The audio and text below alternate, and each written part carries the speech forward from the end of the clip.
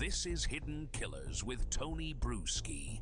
All right, buckle up. We're going into the case of Bryan Kohberger with some fresh new court filings. And, you know, when one thing doesn't stick, you got to keep trying. Try again.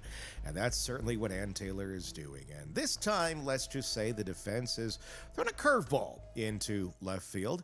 Forget arguing about DNA matches or looking at stars. Kohberger's team is now saying he was set up. That's right. He's going full on OJ in this case. Believe it or not, it was planted. It was set up. Somebody really doesn't like Bryan. That's right. According to them, the knife sheath with his DNA on it planted like a bad alibi in a cheap detective novel. Somebody went in there. They put his DNA on it, put it under the murder scene, of course. Why would anyone think anything else? Which raises a multi-million-dollar question. Is this a last-ditch effort to create reasonable doubt, or could someone have actually framed Kohberger? Today, we've got defense attorney and former prosecutor Eric Faddis with us to break it all down.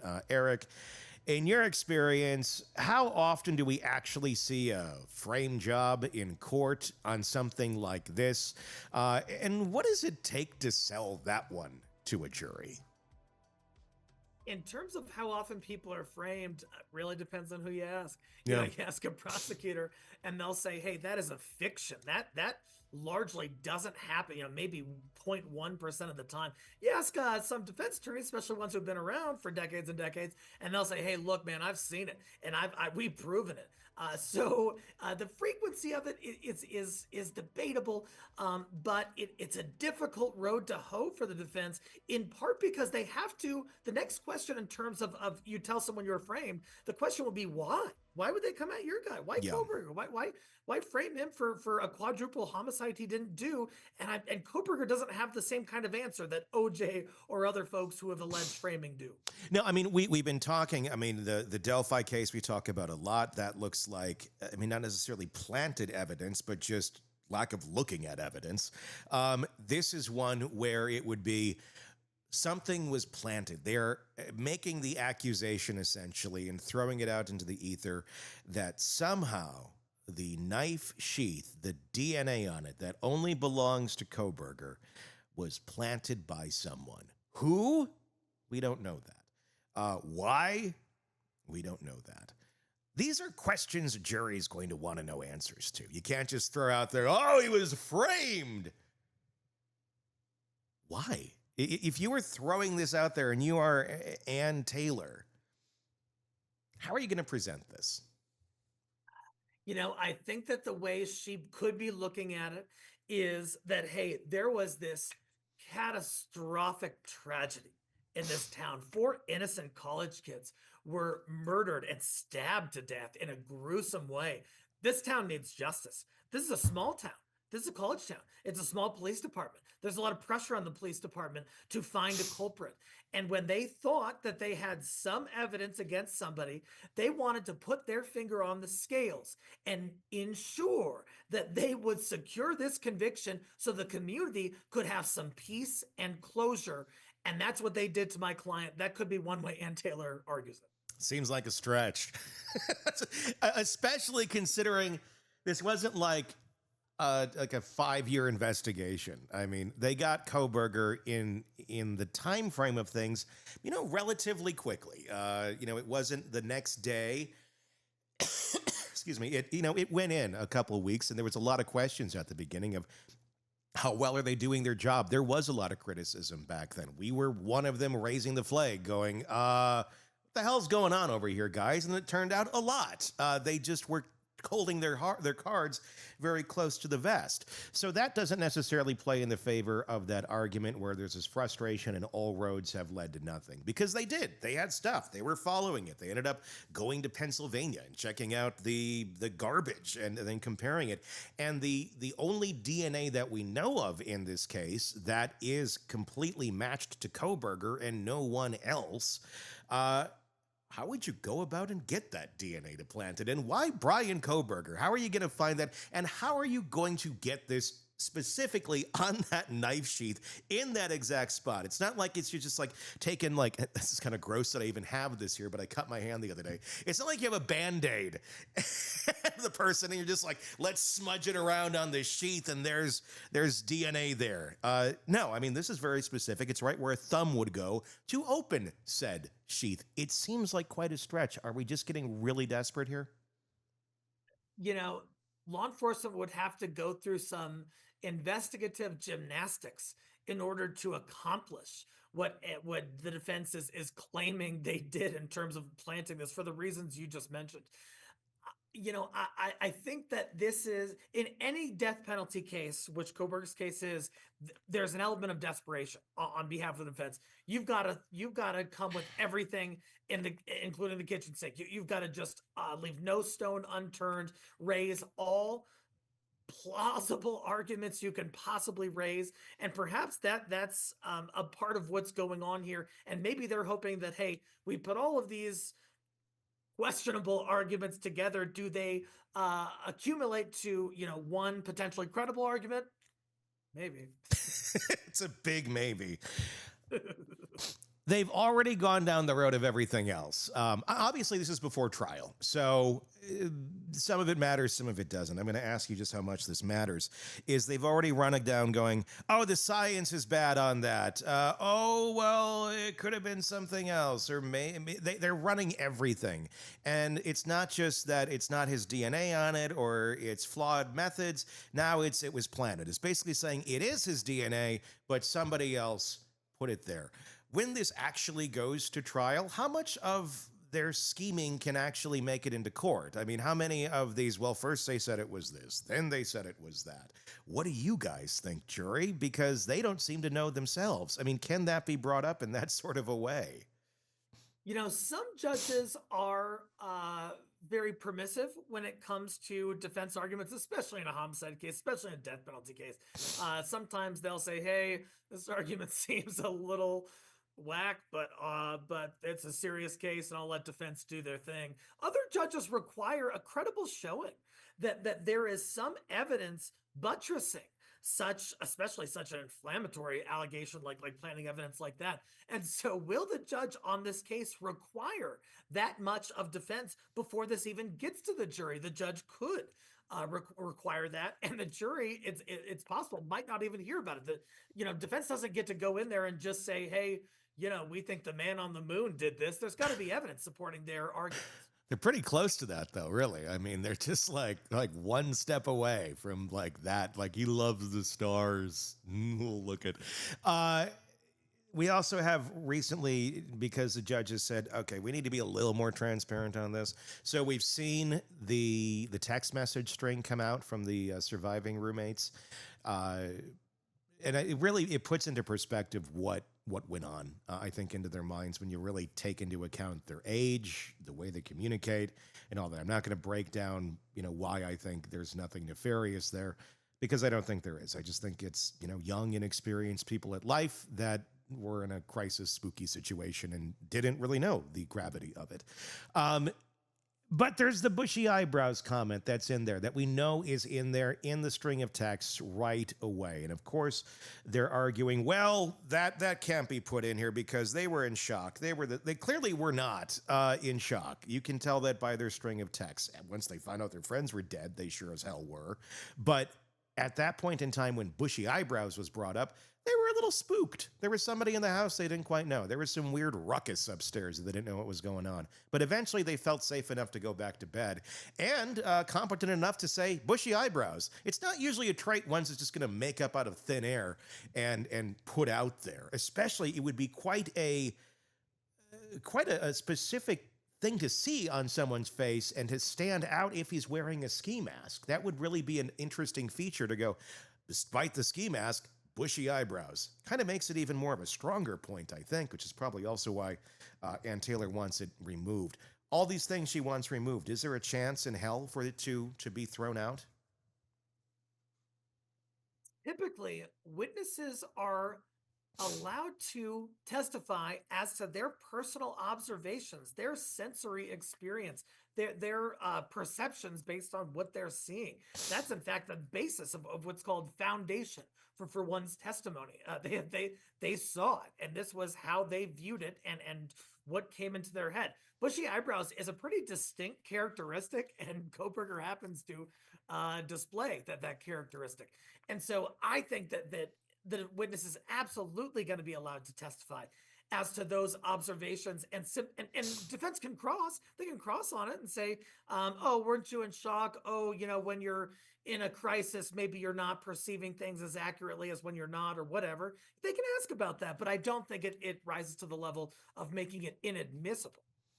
Should Kohberger have gotten one of those eyebrow trimmers right away and just let's get rid of these, so like nobody can say that about him? Be funny if he goes into court the next time and he's missing eyebrows. Like, what happened here?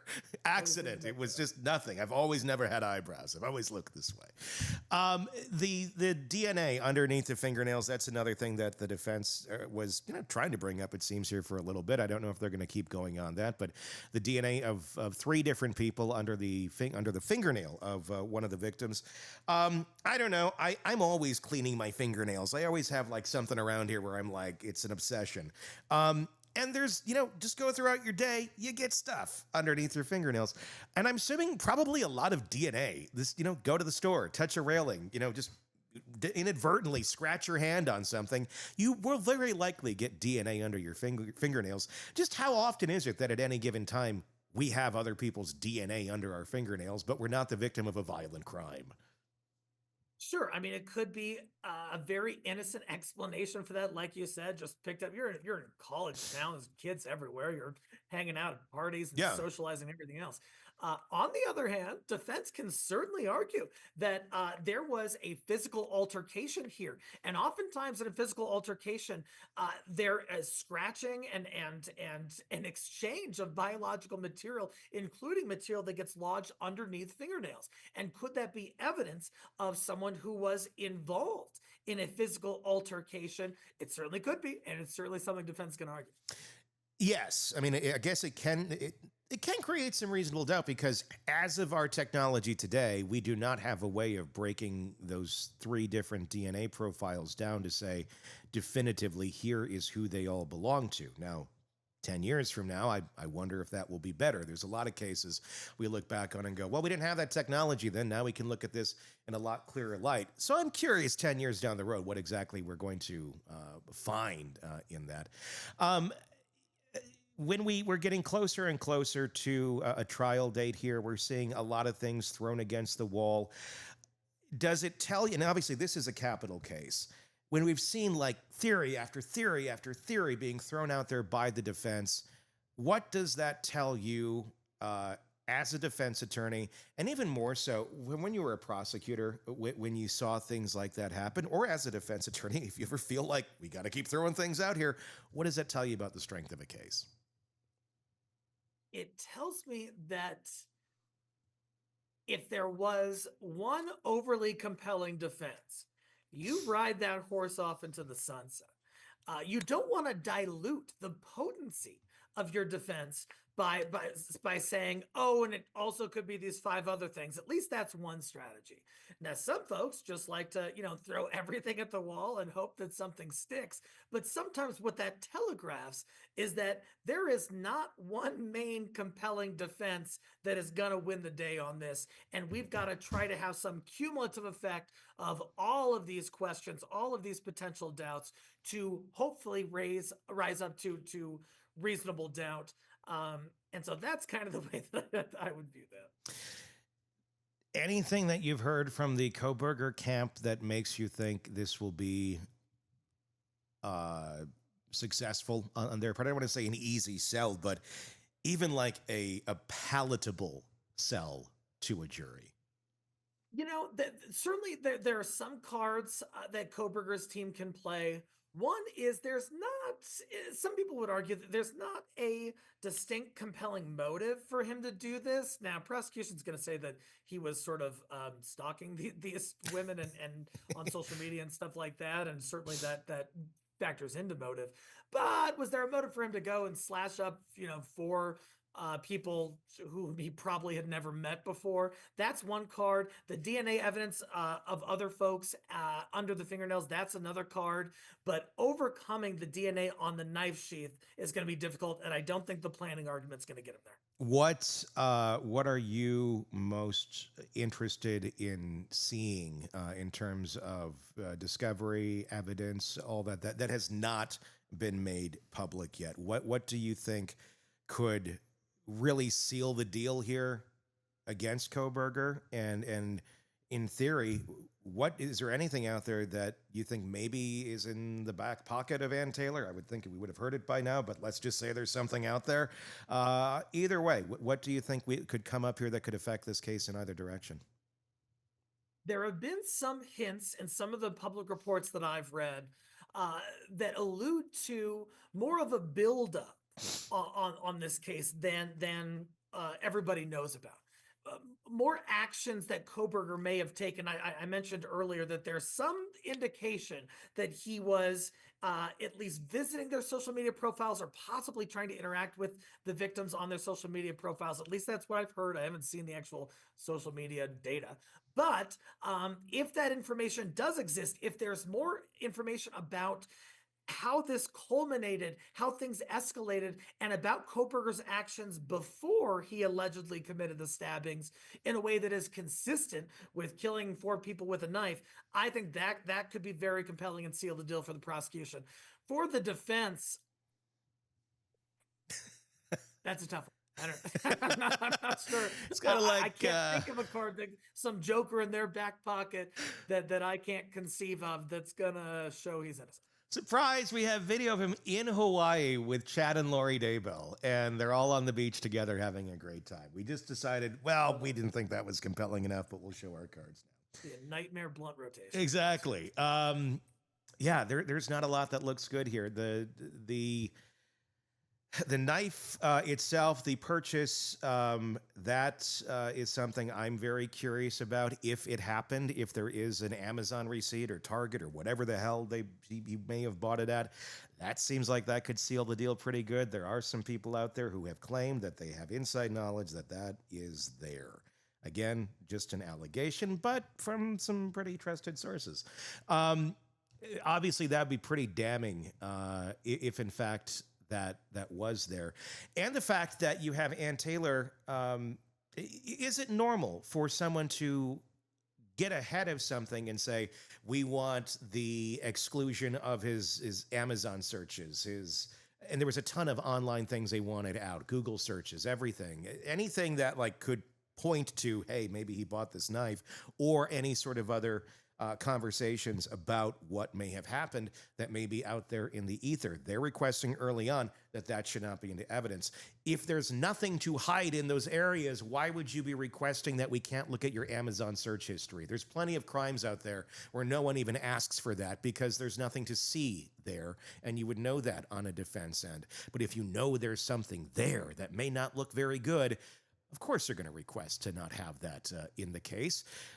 By even stating that let's not look at Amazon, does that tell us there's something at Amazon? It certainly could. On the other hand, some defense attorneys are very adamant about the rule of law and about the Fourth Amendment's protections against unreasonable searches and seizures. And perhaps Ann Taylor believes that there was not enough evidence to get into Amazon searches. There's a big controversy now with the government saying, oh, we think a person did something, so let me look at every aspect of their phone, their entire digital footprint for their whole life. And defense attorneys are pushing back and saying, hey, we do not want to establish that trend in criminal justice. That could be another reason why she would want to exclude those items. Is that a legit argument, though? I mean, look, it's just another way of looking at information. In the past, before we have digital receipts and a far more detailed way of looking at everything we purchased, it would have just been a warrant to go and search a property and look for physical receipts that maybe somebody has in their trash, in their counter, in their drawer, wherever, looking for that exact same data, but we just now happen to store it in different ways. Are things like that they're asking for because they're digital? Is that really a crazy request, or something that, look, this is how the world works today. We better just get along with it and accept that if we committed a crime, there's a lot more places that we leave evidence than you would have had in 1982. Absolutely. And that's a fair argument. And many courts have really cited that rationale for allowing broad digital device searches. You know, on the other hand, we also don't want a system where somebody's suspected of committing a crime, presumed innocent, and the cop thinks like, hey, I bet there is some evidence as to motive in his house. Judge, let's go look at every single thing in his house, every compartment, every closet, every drawer. They're probably going to find something. That's not what meets the level of articulable probable cause. And that principle can be translated to a cell phone. Some folks are saying, hey, we don't want to allow that broad access for those reasons. Is it that broad on a cell phone? I mean, it's dialed down to communication. I mean, if there's something that involves the crime and you find it, great. I mean, it's one thing if you go out. I mean, it certainly does open more windows to blinders and just taking in information that you think fits a situation, even though it may not, because obviously that does happen sometimes. The more information you have, the more convoluted it could be, but also the more telling it can be, the more concrete it can be, simply because we have more things to take a look at. Oh, certainly. And I think one question on that becomes, does the government have a right to take a look at it? Certainly they would want to. And certainly there are good reasons for thinking that, hey, we want the government to look at everything and get the most comprehensive cachet of evidence that it can. On the other hand, you know, some people, their cell phones are very intimate to their lives, that maybe they're texting somebody about having AIDS or something, or maybe there is information that they are with some rogue political group. And that information can also get into the hands of the government if we allow too much unfettered access. And I think that is the concern on behalf of the defense bar. So you can't have AIDS and you can't belong to a crazy government group. That's the new rule. I'm kidding.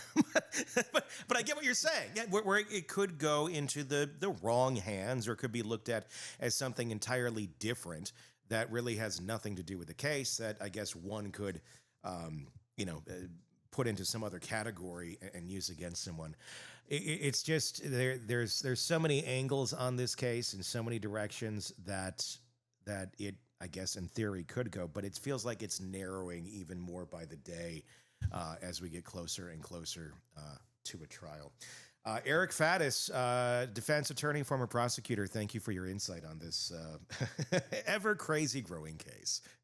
My pleasure.